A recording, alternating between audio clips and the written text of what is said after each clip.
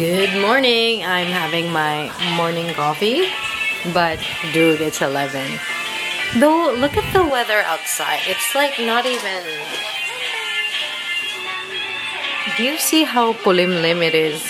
Gagab is in the shower. He is bathing. And I'm letting him bathe. I mean, play in the water because that's what he wants to do.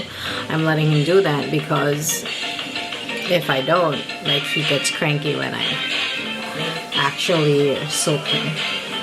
I'm 15% through Penance. I read last night. The kids didn't sleep early last night, so I was reading while they were playing. Really, really good.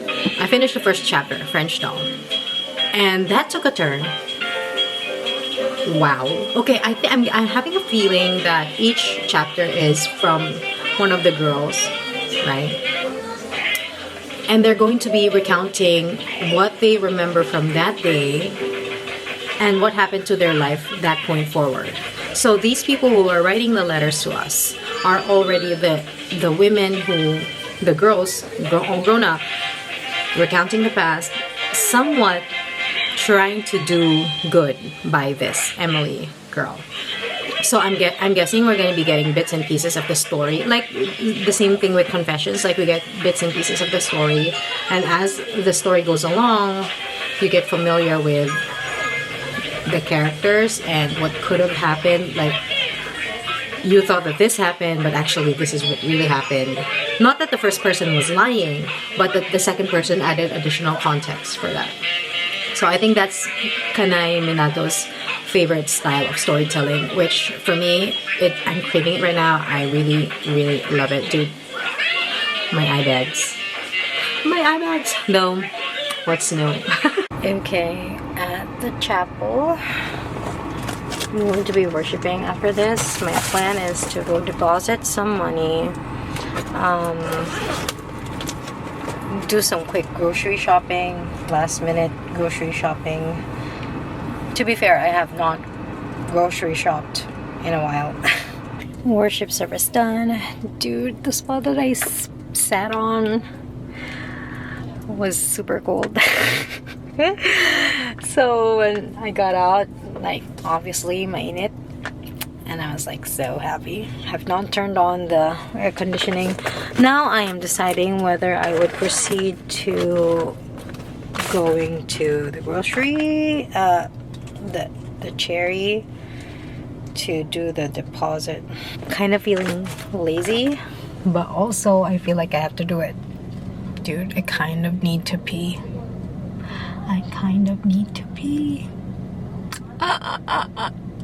Deciding whether I should get coffee. Yeah, I will.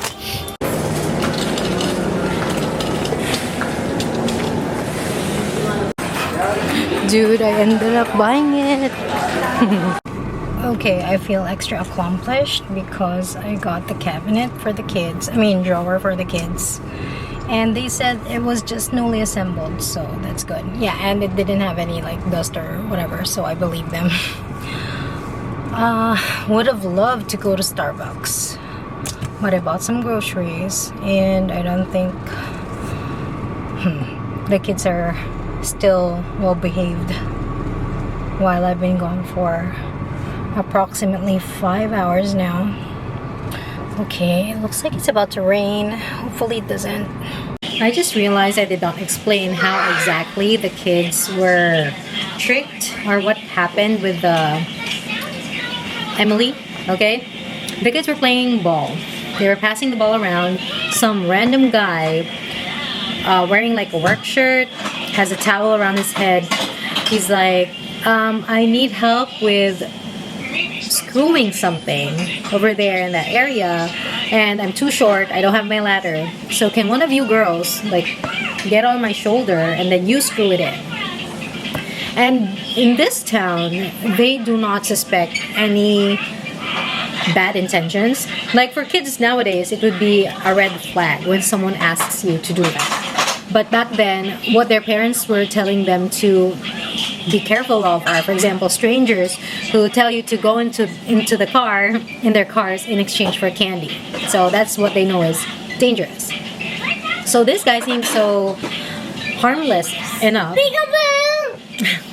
So he's harmless enough that they even like, oh, I can do it. I'm the shortest. You wouldn't have trouble carrying me. And then another girl would be like, no, actually, I'm the tallest, because how are you going to reach it if you're too short? And then the other one says, no, actually, I know how to use a screw, so I'm the best option.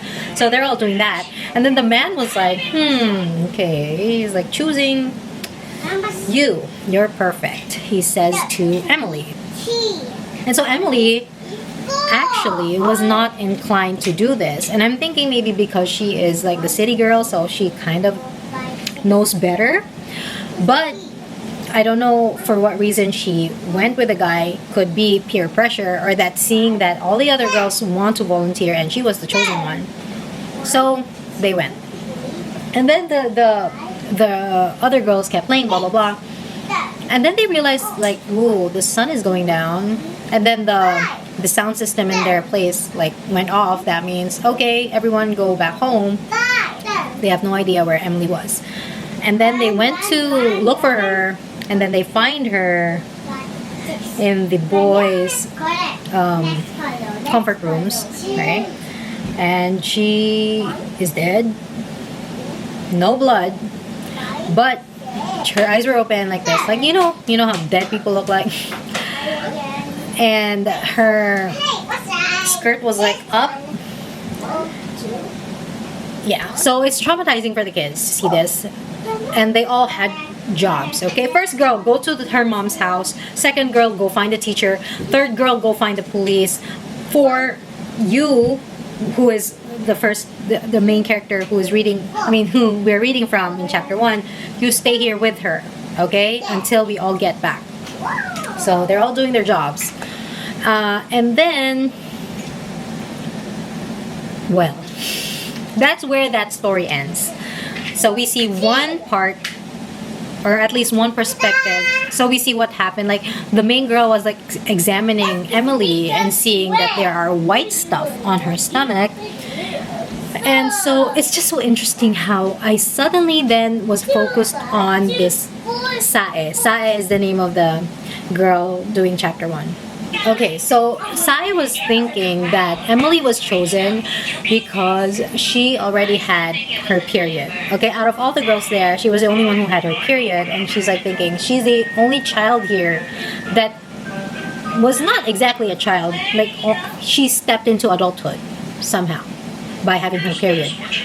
And so Sae, like, this trauma that happened, she was so scared of growing up that unconsciously she has stopped. I mean, not stopped. She hasn't started her period, like, ever. Because we're reading from when she's older, right? She's never had her period because she's afraid that the moment she gets her period, she's gonna die. Or at least, targeted or something. Like, that's how... I mean, I believe this could happen. Like, that could also be like the stress affecting the period, the hormones. And I sincerely believe that this is how powerful the mind is. Like, it can really do that. Once you put it in your brain, like, this is it. Yeah, mind power, basically. So, and then something happens with her. I really was rooting for her in her backstory and how she's planning to avenge herself and come clean. Okay, come clean not because of the Emily, but for what happened in her life and how this consequently, what happened in her life due to her experience back when they were in 4th grade. So, I'm loving this book so far. Japanese lit never fails to get me back into that reading. Like, I don't know. It's the way that it's translated. It's dry, but also relatable. I don't know.